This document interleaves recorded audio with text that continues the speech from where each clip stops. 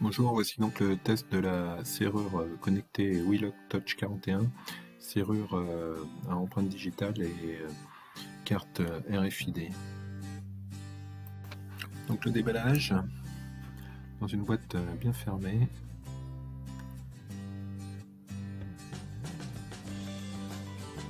Donc à l'intérieur, on trouve des petites docks, dont une dock en français,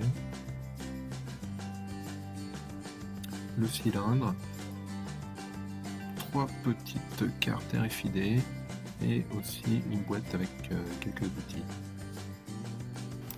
Les premières choses à faire va être donc de mettre les piles.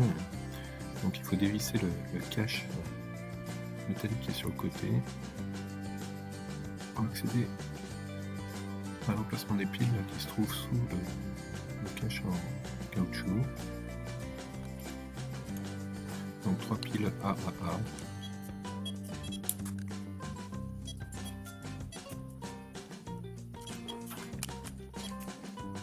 Et donc on referme le cache métallique.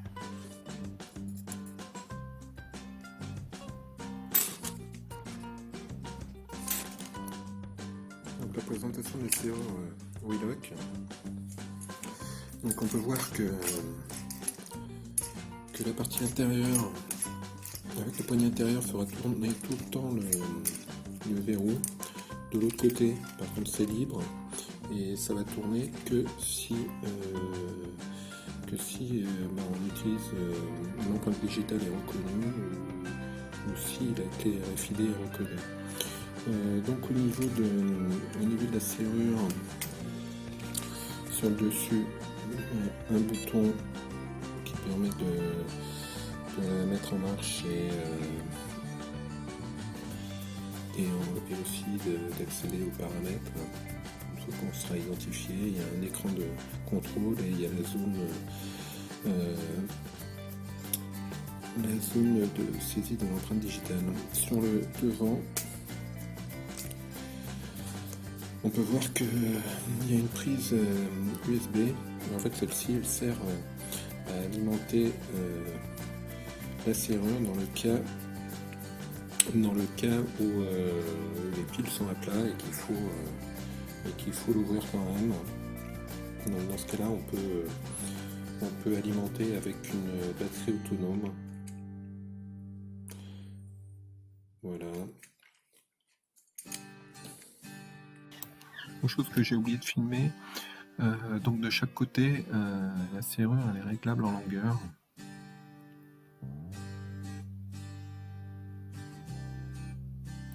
Donc l'ajout d'une empreinte administrateur, donc on appuie longuement sur le bouton.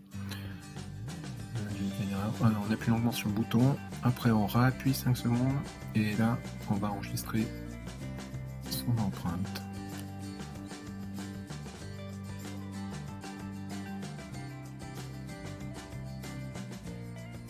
Donc la serrure permet aussi de fonctionner avec des petites cartes RFID qui sont fournies, il y en a 3. Donc pour les paramétrer, ça va être la même chose.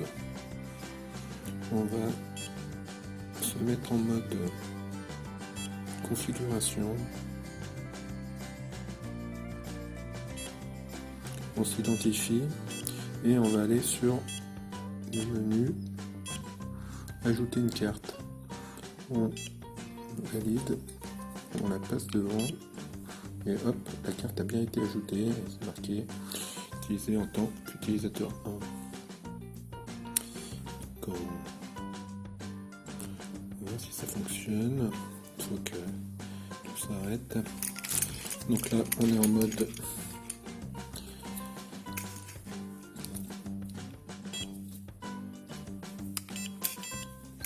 donc là, on voit que la carte elle a bien été ajoutée, c'est tout simple. Après, on a la possibilité, donc, par le menu, hein, si on désire, de supprimer des empreintes, de supprimer des cartes. Donc, pour ajouter un utilisateur, on va se mettre en mode administration. Donc,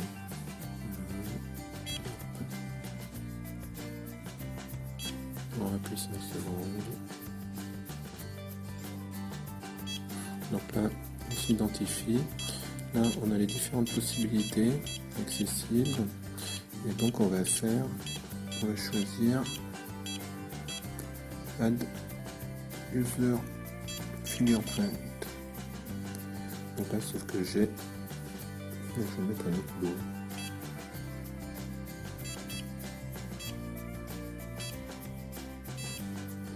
Voilà, donc là, il m'a créé un utilisateur avec mon autre empreinte de doigt.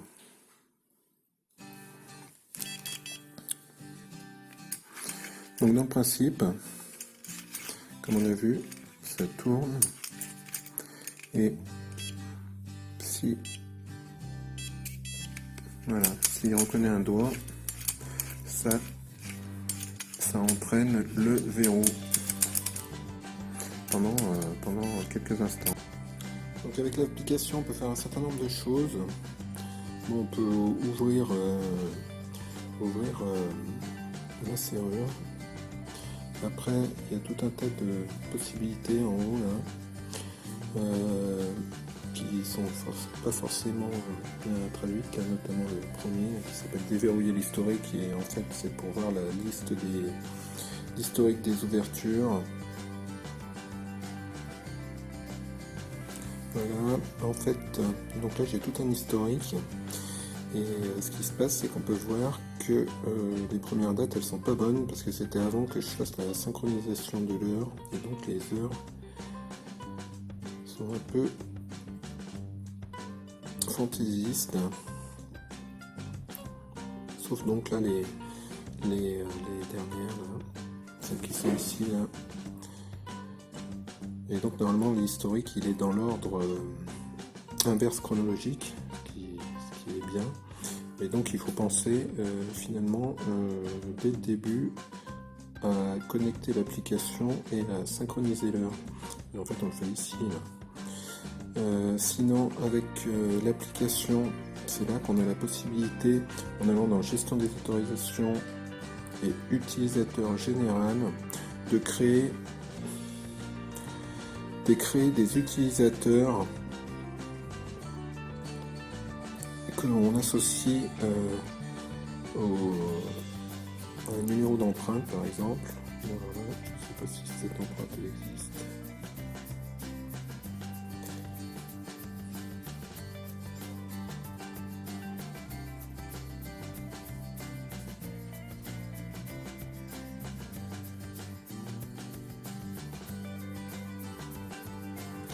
Donc voilà, j'ai été associé.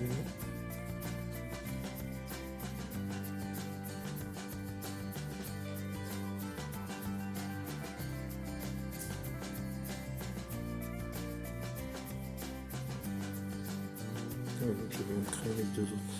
Et donc on peut associer des noms, ce qui permet ensuite dans l'historique, au lieu d'avoir simplement des numéros, d'avoir des noms d'utilisateurs, ce qui permet de mieux reconnaître. Là il y a une notion de mot de passe, je ne sais pas trop à quoi ça correspond, a priori c'est un mot de passe administrateur, mais sinon, chose intéressante, dans la gestion des cartes, on peut ajouter des cartes en affectant des plages d'autorisation et donc la carte, c'est simple, pour l'ajouter on la scanne sous réserve que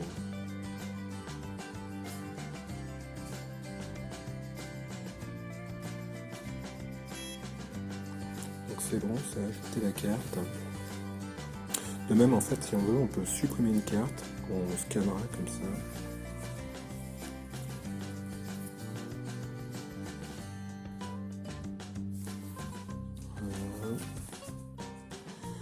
Après, dans les options, ouais, on peut supprimer les empreintes, mais il faut donc indiquer le numéro précis d'empreinte. Voilà. Après, on a la possibilité de tout réinitialiser. Un retour au parallaxe, c'est ça. Pour tout réinitialiser, télécharger l'enregistrement, je ne sais pas ce que ça veut dire. Synchronisation, donc synchronisation de l'heure, c'est ce qu'il faut faire. Voilà ce qu'on peut faire avec l'application. Donc l'installation de la serrure dans la porte, c'est tout simple, on enlève le cylindre qui était.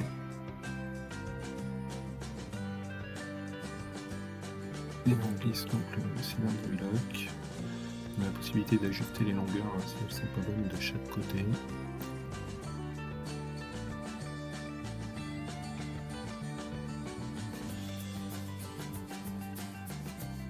Et voilà. Donc voilà. Par défaut, on peut voir que le barillet il tourne dans le vide. Donc pour ouvrir, on s'identifie. Là, ça permet de faire tourner le loquet et ça permet d'ouvrir.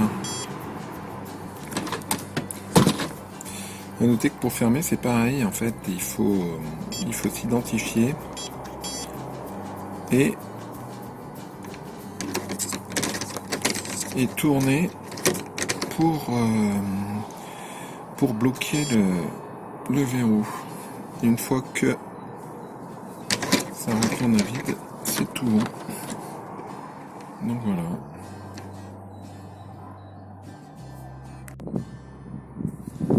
Donc pour l'utilisation avec une carte RFID qu'on a déjà préenregistrée, donc même système, on appuie une fois et on passe la carte et hop, ça déverrouille et on peut bien ouvrir.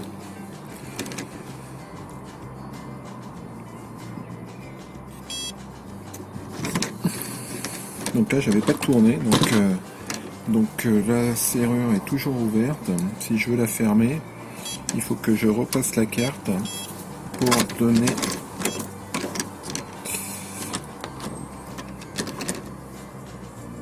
voilà. Donc là c'est fermé.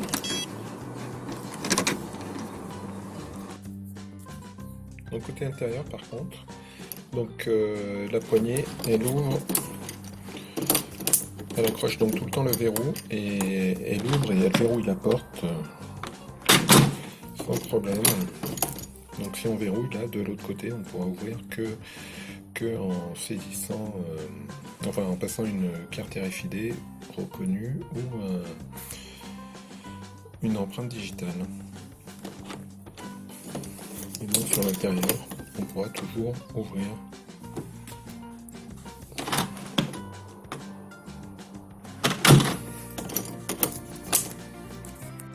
Donc le bilan concernant le cylindre Willard Touch 41, donc ça fonctionne bien. Après c'est pas mal que ce soit à la fois tactile et avec carte RFID, ce qui permet d'éviter si on veut confier une clé à quelqu'un, on a juste à lui donner une clé RFID. Pas obligé de se déplacer. C'est pas mal ensuite qu'il y ait les notions de plage d'utilisation sur ces cartes justement. Peut être utile dans le cadre de location par exemple. Après c'est intéressant d'avoir la notion historique.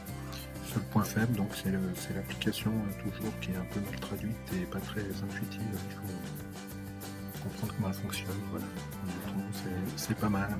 Donc le test complet sur Bon Plan Astuce, le lien en bas et également les derniers liens là, pour acheter le produit si on le désire.